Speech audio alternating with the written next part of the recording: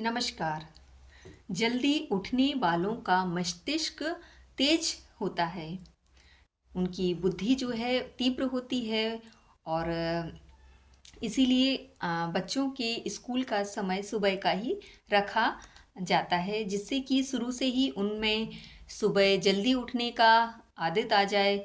और एक बार जो आपके हैबिट में आ जाता है वो आपके ऑल लाइफ आपके साथ ही रहता है। इसीलिए बच्चों को कोशिश करनी चाहिए कि स्कूल जा रहे हैं तो ठीक, वरना अगर आप का वेकेशंस हैं तब भी आप सुबह जल्दी उठने की आदत को ना छोड़ें, क्योंकि आदत आदत होती है। वो चाहे आप अच्छी चीज़ों की करें या बुरी चीज़ों की, वो हमेशा आपके साथ ही रहेगी।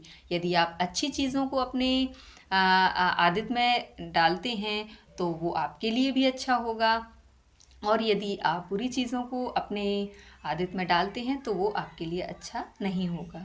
इसलिए कोशिश करिए कि आदतें हमेशा अच्छी चीज़ों की ही हों।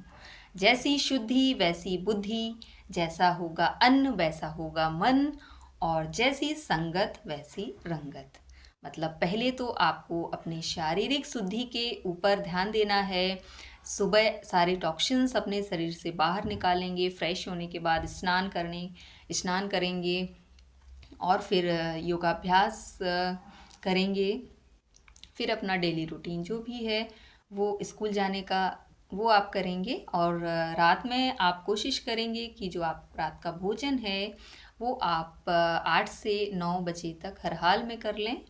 और सोने का समय जो रहेगा वो 10 बजे होना ही चाहिए। 10 से 10:30 के बीच में आप प्रतिदिन आपका स्लीपिंग टाइम होना चाहिए, तभी आपकी पूरी नींद हो पाएगी और आपका मन मस्तिष्क आपकी जो है वो मेंटली भी आप स्वस्थ रहेंगे और अपने कार्यों पर, अपनी पढ़ाई पर मन लगा के ध्यान दे पाएंगे।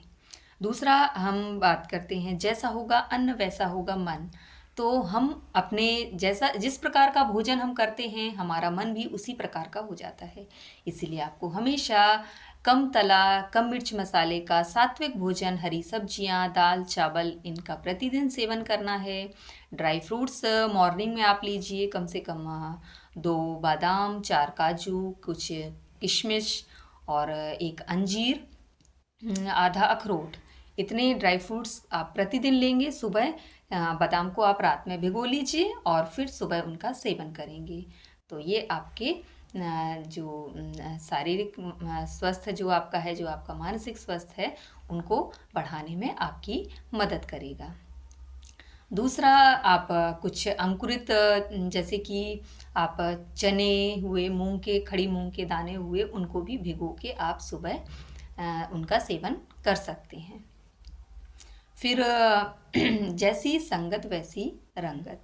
आपकी संगति जो है वो आपके ऊपर बहुत ही इफ़ेक्ट करती है। इसीलिए आप हमेशा कोशिश करिए कि अच्छे दोस्तों को बनाएं। और यदि आपके जो दोस्त हैं वो अच्छे नहीं हैं तो आप उनकी तरह बनने का प्रयास ना करें, बल्कि आप अपने दोस्तों के दुर्गुणों को दूर करके अपनी तरह उनको भी अच्छा बनाएं, जिससे कि आप चंदन के पेड़ के समान, बिना जो चंदन का जो पेड़ होता है इसमें जो भुजंग होते हैं, मतलब जो सर्प होते हैं, वो लिपटे रहते हैं, क्योंकि उसमें से बहुत ही अच्छी खुशबू आती है, वो उनको अच्छी लगती है।